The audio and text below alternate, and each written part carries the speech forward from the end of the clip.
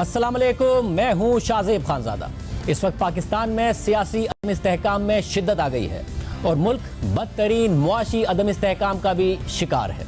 इत्तेहादी हुकूमत ने वाज़ेह कर दिया है कि वो अपनी वफाकी हुकूमत से किसी भी सूरत अगस्त से पहले दस्तबरदार नहीं होगी और इंतखाबात अगले साल अक्टूबर में ही होंगे। मगर 2 दिन बाद इमरान खान पंजाब और खैबर पख्तूनख्वा की असम्बलियाँ तहलील करने की तारीख देने जा रहे हैं। साथ ही तहरीक इंसाफ एक बार फिर से कौमी असम्बली की नशिस्तों से मुस्ताफ़ी होने जा रही है। मगर हुकूमत वाज़ेह कर चुकी है कि तहरीक इंसाफ सूबाई असम्बलियाँ तहलील करेगी तो हम दोनों सूबों में इंतखाबात करा देंगे, लेकिन कौमी असम्बली से इस्तीफ़ों की सूरत में ज़िमनी इंतखाबात नहीं कराए जाएंगे। कौमी असम्बली अक्टूबर तक ऐसे ही चलती रहेगी। जबकि आज तहरीक इंसाफ ने स्पीकर कौमी असम्बली राजा परवेज़ अशरफ को खत लिखकर आगाह कर दिया है कि वो अगले हफ्ते कौमी असम्बली में आकर अपने इस्तीफ़ों की दोबारा से तस्दीक करा सकते हैं। आज शाह महमूद कुरैशी और फवाद चौधरी ने प्रेस कॉन्फ्रेंस करते हुए इस खत की तफसीलात से आगाह किया। साथ ही फवाद चौधरी ने इशारा दिया कि असम्बलियाँ तहलील करने की तारीख 17 दिसंबर भी हो सकती है और 23 दिसंबर भी हो सकती है। हम तो अपना फैसला कर चुके हैं। एक मरतबा फिर हम इस फैसले को अमली जामा पहनाने के लिए तैयार हैं। इमरान खान साहब से मैंने ये खत शेयर किया है और उन्होंने इसकी मंजूरी दे दी है। मेरे दस्तखतों के साथ ये खत मैं स्पीकर साहब को भेज रहा हूँ कि हमें वो वक्त दें, हमें वो बुलाएं ताकि हम इज्तिमाई तौर पर उनके सामने पेश हो सकें और अपने इस्तीफों का अयादा कर सकें, अपने उस फैसले की तजदीद कर सकें। और अगर वो अपनी तसल्ली करना चाहते हैं और फर्दन हमसे अलहदा बात करना चाहते हैं, बुलाना चाहते हैं, तो हमें उसमें भी कोई इतराज़ नहीं। असम्बलियाँ तो तहलील होनी है। 17 तारीख को इमरान खान ने ऐलान करना है। अब कल दिल में देख रहा था 23 तारीख चल रही थी, 17 भी हो सकती है, 23 भी हो सकती है। तहरीक इंसाफ की तरफ से राजा परवेज़ अशरफ को लिखे गए खत के मुताबिक हम एक बार फिर आपसे कहते हैं कि बिना किसी तातुल के हमारे बकिया इस्तीफ़ों को मंजूर किया जाए। हमारे इस्तीफ़ों से मुताल्लिक पब्लिक पोजीशन वाज़ेह है, मगर हम आपसे अगले हफ्ते कोई भी वक्त तय करने के लिए तैयार हैं कि जब हम कौमी असम्बली में आएँ और अपने दिए गए इस्तीफ़ों की दोबारा तस्दीक करें। हमें उम्मीद है कि आप इस मामले को मज़ीद इल्तवा का शिकार नहीं करेंगे। यानी आज तहरीक इंसाफ कह रही है कि वो कौमी असम्बली से अपने दिए गए इस्तीफ़ों की दोबारा तस्दीक करने के लिए तैयार है। एक एक रुकन को भी बुलाया जाए तो वो आकर अपने इस्तीफ़ों की तस्दीक कर सकता है। मगर गुज़िश्ता हफ्ते स्पीकर कौमी असम्बली राजा परवेज़ अशरफ ने तहरीक इंसाफ के इस्तीफ़ों से मुताल्लिक कहा था कि तहरीक इंसाफ के अरकान ने इस्तीफ़े तो दिए, लेकिन वो आज भी रुकने कौमी असम्बली होने की मरात इस्तेमाल करते हैं और प्राइवेटली मुझसे कहते हैं कि उस वक्त दबाव में इस्तीफ़ा दिया था। जितने इस्तीफे आए हैं अभी तक वो लॉजेस में मुकीम है, अभी तक वो पासपोर्ट इस्तेमाल करते हैं और कौमी असम्बली के सेक्रेटेरिएट इस्तेमाल करते हैं, वीज़े लगवाते हैं बाहर जाने के लिए, और फिर वो प्राइवेटली मुझे आकर कहते हैं कि हमने ये एक दबाव में इस्तीफा लिखा था और उस वक्त मुश्किल थी। अब स्पीकर के पास अगर कोई इंफॉर्मेशन आ जाए, बेशक वो मेरे सामने भी बैठ के इस्तीफा लिख रहा है, लेकिन मुझे कोई बंदा फ़ोन करता है कि ये बड़ा मजबूर होकर ये लिख रहा है, इसके ऊपर बड़ा प्रेशर है, तो कानून मुझे ये कहता है कि आपने इस्तीफा मंजूर नहीं करना। कौमी असम्बली के इस्तीफ़ों का तनाज़ा अपनी जगह। तहरीक इंसाफ का दावा है कि काफ लीग पंजाब की असम्बली तहलील करने के मामले पर इमरान खान के साथ खड़ी है। असद आरिफ अलवी की काफ लीग रहनुमा और वज़ीर आला पंजाब से मुलाकात हुई है, जिसमें मोनिस इलाही और हुसैन इलाही भी शरीक थे। और परवेज़ इलाही का यह बयान सामने आया है कि आज रियासत बचाने का सवाल सबसे पहले है, हम इमरान खान के साथ हैं, पंजाब की वज़ारत आला इमरान खान की अमानत है। जबकि असद आरिफ अलवी ने इस हवाले से ट्वीट करते हुए कहा है कि सियासत में कोई चीज़ हरफ आखिर नहीं होती, मुल्क के वसीतर मफाद को मद्देनजर रखते हुए फैसले करने की ज़रूरत है, मामलात को खुश असलूबी से हल करने के लिए कोशां हैं। अल्लाह ताला से पूरी उम्मीद है कि पाकिस्तान के लिए बेहतर रास्ता निकल आएगा। यानी इमरान खान की जमात काफ लीग से मुसलसल मुलाकातें कर रही है। कल इमरान खान की मोनिस इलाही से मुलाकात हुई और आज सदर आरिफ अलवी की परवेज़ इलाही से मुलाकात हुई। और इस मुलाकात के बाद मोनिस इलाही एक बार फिर ज़मान पार्क में इमरान खान से मिलने गए और उनकी इमरान खान से 24 घंटों में ये दूसरी मुलाकात थी।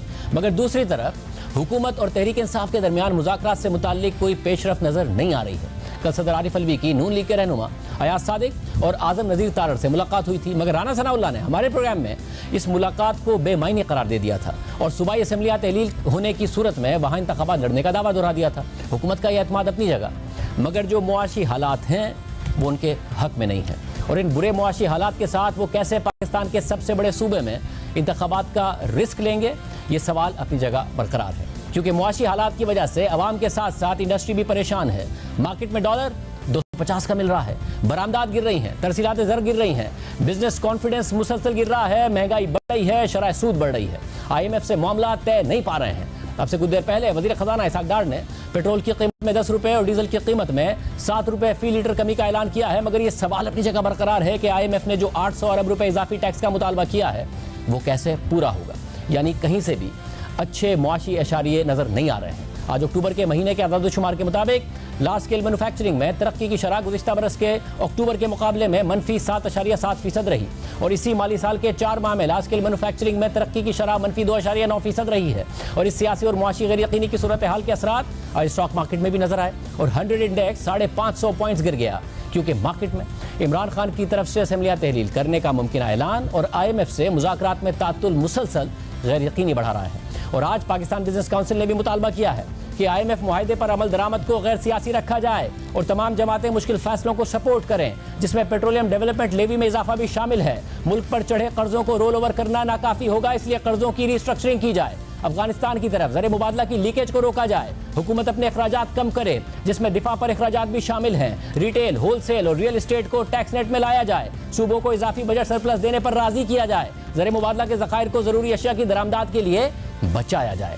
तवानाई की बचत की जाए और इसके लिए वर्क फ्रॉम होम, मार्केट्स और शादी हॉल्स को जल्दी बंद करने और गैस की कीमतों को रिव्यू किया जाए।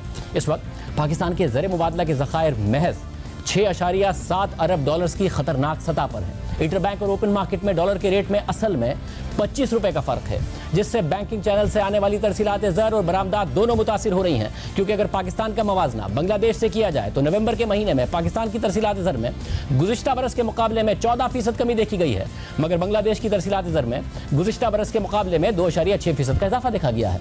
पाकिस्तान की सऊदी अरब और मुत्तहिदा अरब अमारात से आने वाली तरसीलात ज़र में 20% कमी देखी गई। बरतानिया और अमरीका से आने वाली तरसीलात ज़र में भी 5% और 6% की कमी देखी गई, मगर बांग्लादेश की मुत्तहिदा अरब अमारात से आने वाली तरसीलात ज़र में 47% का इजाफा देखा गया। अमरीका से आने वाली तरसीलात ज़र में 12% और बरतानिया से आने वाली तरसीलात ज़र में 2% का इजाफा देखा गया। ताहम बांग्लादेश की सऊदी अरब से आने वाली तरसीलात ज़र में 19% की कमी देखी गई। इस वक्त बांग्लादेश में भी डॉलर के ऑफिशियल रेट के मुकाबले में अनऑफिशियल रेट ज़्यादा होने की वजह से तरसीलात ज़र पर दबाव है और बांग्लादेश की तरसीलात ज़र जो 2020-21 में 2.5 अरब डॉलर्स माहाना को क्रॉस कर गई थी, अब महज 1.5 अरब डॉलर्स माहाना पर आ गई हैं। और अगर पाकिस्तान से इस साल 7.5 लाख लोग मुल्क से बाहर नौकरी करने गए हैं तो बांग्लादेश में 8 लाख से ज़ायद लोग बैरून मुल्क नौकरी करने गए हैं। इसलिए वहाँ भी तरसीलात ज़र में बहुत ज़्यादा इजाफे की तवक्को थी और ये इजाफा ना होने की वजह वहाँ भी हुंडी और हवाला ही बताई जाती है, मगर वहाँ ऑफिशियल और अनऑफिशियल रेट में फ़र्क चंद टकों का है और पाकिस्तान में 25 रुपए का फ़र्क है।